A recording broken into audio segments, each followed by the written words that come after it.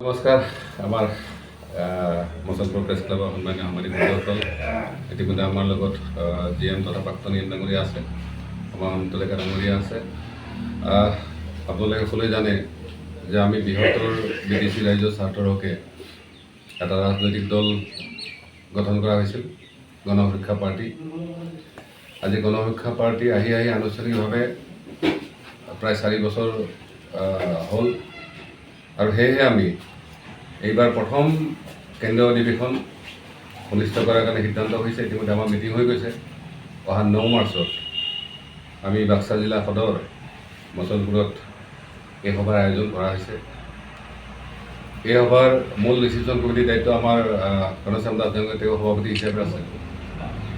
General secretary হিচাপে আমাৰ বনমালী ৰাভা আৰু নৱ দাস আছে, আমাৰ বাক্সাৰ সভাপতি। ঠিক তেনে নৱজিৎ বৰ্মন আমাৰ সভাপতি আছে, আমাৰ লগত অনন্ত ডেকা আছে। তেওঁ ইতিমধ্যে আমাৰ বাক্সা ডিষ্ট্ৰিক্টৰ গণ সুৰক্ষা পাৰ্টিৰ জেনেৰেল ছেক্ৰেটাৰীৰ দায়িত্ব তেওঁ প্ৰায় সেনেকুৱা হৈছে, তেওঁ ফাইনেন্সিয়েল দায়িত্ব দিয়া আছে। এই অধিৱেশন মূলতঃ আমি এদিনীয়া কাৰ্যসূচী থাকিব। পুৱাৰ ছেশ্যনত 8টা বজাৰ পৰা 11টালৈকে আমাৰ ডেলিগেশ্যন থাকিব আৰু 11টা বজাৰ লগে লগে মুকলি অধিৱেশন আৰম্ভ হ'ব। আৰু ইতিমধ্যে যিহেতু এই পাৰ্টিটো বিভিন্ন জাতীয় দল সংগঠনবিলাকৰ আশীৰ্বাদ অংশগ্ৰহণত এইটো গঠন কৰা হৈছিল, সেয়েহে আমি আমাৰ লগত জড়িত প্ৰতিটো জাতীয় দল সংগঠনক আমি আহ্বান জনাম। আৰু বিশেষভাৱে এইবাৰ আমি পাৰ্টি শক্তিশালীভাৱে সংগঠিত কৰাৰ কাৰণে প্ৰয়াস কৰা হৈছে।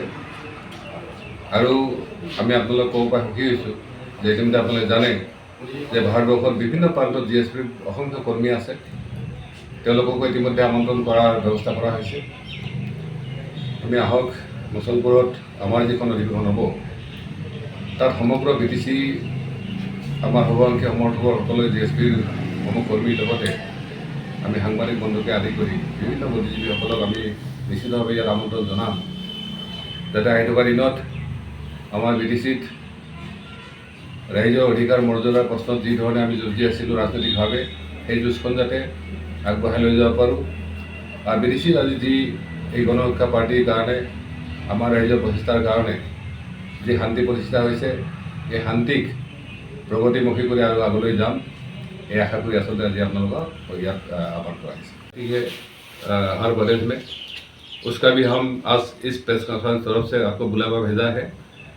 आगामी 9 मार्च 2025 अपना BTC का बक्सा जिला का सदर मसलपुर में हमारा सेंट्रल पहला अधिवेशन होगा। उसमें हम आप सबको आमंत्रण भेजेंगे, आप सबको यहाँ आना है और हम ये दावत आपको भेजते हैं और हम यहाँ आपको मेहमान नवाजी करेंगे। प्रथम हल फर्मेलिटीज किसान থাকে যে যেহেতু আমাৰ পাৰ্টি গঠন হৈছে, আনুষ্ঠানিক ৰেজিষ্ট্ৰেশ্যন হৈছে, সেইটো এটা কাৰণ। দ্বিতীয়তে এই অধিৱেশনৰ জৰিয়তে ইয়াত BTCৰ বিভিন্ন প্ৰান্তৰ লোকসকলক আহ্বান কৰা মাছ গেডাৰিং এটা মানে কৰা হৈছে। গতিকে তাত আমি ৰাইজৰ অংশগ্ৰহণটো বিচাৰিছোঁ। আৰু আচলতে আপোনালোকে জানে যে বিগত সময়বিলাকত আমি যদিও ৰাজনৈতিক দল গঠন কৰা হৈছিল, কিন্তু আমি ৰাজনৈতিক দলৰ নিচিনাকৈ কাম কাজ কৰিব পৰা নাছিলোঁ। এইবাৰ ৰাজনৈতিক দলবিলাকৰ যিটো আন্তঃগাঁথনি থাকে সেই গোটেইখিনি সম্পূৰ্ণ কৰি আমি ভাল ধৰণে যদি ফাইট দিব পাৰোঁ, এই ধৰণৰ আশা কৰি আমি এইটো কৰা হৈছে। আমাৰ মাজত নিমন্ত্ৰণৰ লৈ আমি বিশেষকৈ নন পলিটিকেল যিবিলাক আমাৰ শুভাকাংক্ষী আমাক তেওঁলোকক আহ্বান কৰা হ'ব। আৰু এটা আমাৰ মাজত চৰ্চা হৈ আছে, যিহেতু আগন্তুক দিনত আমাৰ BPF এলায়েন্সৰ এটা জৰ্জা চলি আছে, আলোচনা চলি আছে। এই সিদ্ধান্ত ইতিমধ্যে আমাৰ আপাতত স্থগিত হৈ আছে, হল হৈ আছে। হয়তো আমি BPFৰ নেতৃত্বক ইয়াত আহ্বান জনোৱাৰ এটা আলোচনা হৈছে, কিন্তু আজিলৈকে সিদ্ধান্ত হোৱা নাই। আমি ভাবোঁ অতি শীঘ্ৰে এই সম্পৰ্কে আমি স্পষ্ট কৰিব পাৰিম। কিবা আমি ভাবোঁ কমচে কম আমাৰ টাৰ্গেট 15,000 পৰা 20,000 লোক ইয়াত যাতে সমবেত হ'ব পাৰে আৰু এটা যাতে ইয়াৰ পৰাই শুভাৰম্ভ কৰিব পাৰে BTC ইলেকশ্যনৰ, এই ধৰণৰ প্ৰচেষ্টা এটা লোৱা হৈছে। আপোনালোকে যোৱা যদি বিগত ইলেকশ্যনবিলাক চাই, আমি অকলে যুঁজিছিলোঁ আমাৰ সামৰ্থ্য অনুযায়ী। কিন্তু এতিয়া ৰাজনীতি এলায়েন্সৰ ৰাজনীতি, আৰু আমাৰ গ্ৰাউণ্ডৰ যিখিনি লোক আছে তেওঁলোকে এটা কথা কৈছে যে এইবাৰ এলায়েন্সত ইলেকশ্যন খেলিব লাগে। আৰু সেই ক্ষেত্ৰত কিন্তু আমি গোটেই অভাৰঅল ছাৰ্ভে কৰি কেনে আমি দেখিছোঁ যে BPF যদি আমাৰ এলায়েন্স হয় তেতিয়াহ'লে আউট অফ 40 আমি 30 চিট আমি ইজি BPF আমি মিলি ল'ব পাৰিম। এই ধৰণৰ কথা এটা মোটামুটি সঠিক দিশত আগবাঢ়ি আছে। না আমাৰ যদি এলায়েন্সটো হৈ যায় আমি ভবা ধৰণে তেতিয়াহ'লে নিশ্চিত ইয়াৰ কোনো দৰকাৰ নাই, 30টা চিট আমি লৈ ল'ব পাৰিম মোটামুটি। চাওক বিজেপি দল উৎখাত হ'ব বুলি মই নকওঁ, তেওঁলোকৰ এটা পাৰ্ট আছে, তেওঁলোকে সেই পাৰ্টটোত থাকিব, কাৰণ তেওঁলোকে যিহেতু দিল্লীত চৰকাৰ আছে, দিছপুৰ চৰকাৰ, BTC তেওঁলোকে চৰকাৰ পাৰ্ট হয়, গতিকে বিজেপিৰো যথেষ্ট সভাপতি সমৰ্থক আছে, কিন্তু তেওঁলোকৰ কাৰণে কিন্তু মসৃণ হৈ থকা নাই। কিন্তু মই অস্বীকাৰ নকৰোঁ যে তেওঁলোকৰ এটা পাৰ্ট থাকিব। আৰু EPFLতো দেখিছে আপোনালোকে যে EPFL হয়তো আগৰ সেই জেগাত গুচি যাব পাৰে, যে তেওঁলোকে 2021 আগৰ যিটো পৰিস্থিতি আছিল সিহঁতৰ অৰ্থাৎ BTC ইলেকশ্যনৰ 2021 আগৰ যিটো পৰিস্থিতি তাতকৈ হয়তো বেয়া হ'ব পাৰে। তেওঁলোকে কিন্তু ভাল সম্বন্ধত যথেষ্ট ক্ষীণ আছে। চাওক এই কথাটো আপোনালোকে মই ভাবোঁ সাংবাদিক বন্ধুসকলে অলপ যদি অনুসন্ধান কৰে আপোনালোকে জানিব যে BPFৰ যিমান কৰ্মী আছে A to Z ওপৰৰ পৰা তললৈকে তেওঁলোক ভেৰি পজিটিভ। ঠিক তেনেকৈ আমাৰ গণসুৰক্ষা পাৰ্টি আৰু বিশেষকৈ আমাৰ ৰাইজসকল, কাৰণ আমাৰ গণসুৰক্ষা পাৰ্টি কৰ্মী বুলি মই নকওঁ, আমাৰ শুভঙ্কী সমৰ্থকসকলে ক্লিয়াৰলি কৈছে যে এইবাৰ কিন্তু EPFLক বাদ দি ইয়াত মানে গোটেই ৰাজনীতিটো হ'ব।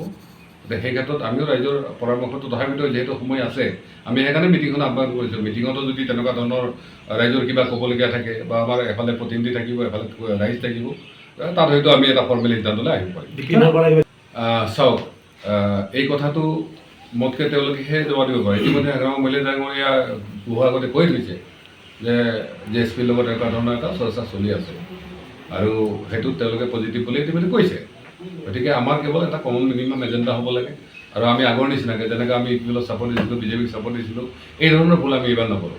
আমি এটা পূৰা কমন মিনিমাম এজেণ্ডা থাকিব। আমি অকল BPFক ছাপৰ্ট দিয়াৰ কাৰণে চৰকাৰ বনোৱাৰ কাৰণে নহয়, আহি থকা দিনবিলাক আমাৰ ৰাইজে যি এটা পৰিস্থিতিৰ কাৰণে নৱসেনাক ভোট দিছিলে, আমাৰ ঘনশ্যাম দাসক EM বনাইছিলে, গতিকে সেই পৰিস্থিতি যাতে সঁচাকৈ আমি এচিভ কৰিব পাৰোঁ, সঁচাকৈ যাতে ৰাইজৰ সমস্যাখিনি সমাধান হোৱাৰ লগে লগে আমাৰ শুভাকাংক্ষী সমৰ্থকৰ যিখিনি আশা আকাংক্ষা আছে, বিশেষকৈ উন্নয়ন, ঠিক তেনেকৈ বিভিন্ন কাম কাজৰ সা সুবিধা, ঠিক তেনেকৈ চাকৰি বাকৰি তেওঁলোকৰ মানে কি কয় তেওঁলোকৰ চামিলকৰণ, এই গোটেই কথাবিলাক লৈ কিন্তু আমি এটা এজেণ্ডা হ'ব। সেই এজেণ্ডা বেচিছতে এইবাৰ মানে এলায়েন্স হ'ব।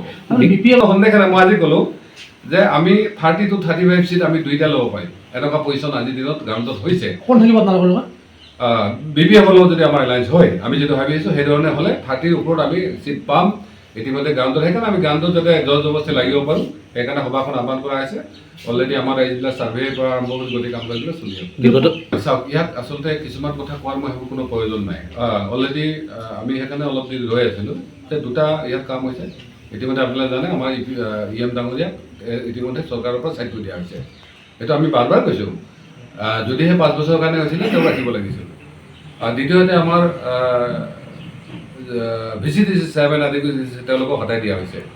ইতিমধ্যে বিষয়টো কোৰ্টত আছে, কোৰ্টৰ খুব শীঘ্ৰে আমি এটা ৰিপ্লাই পাম।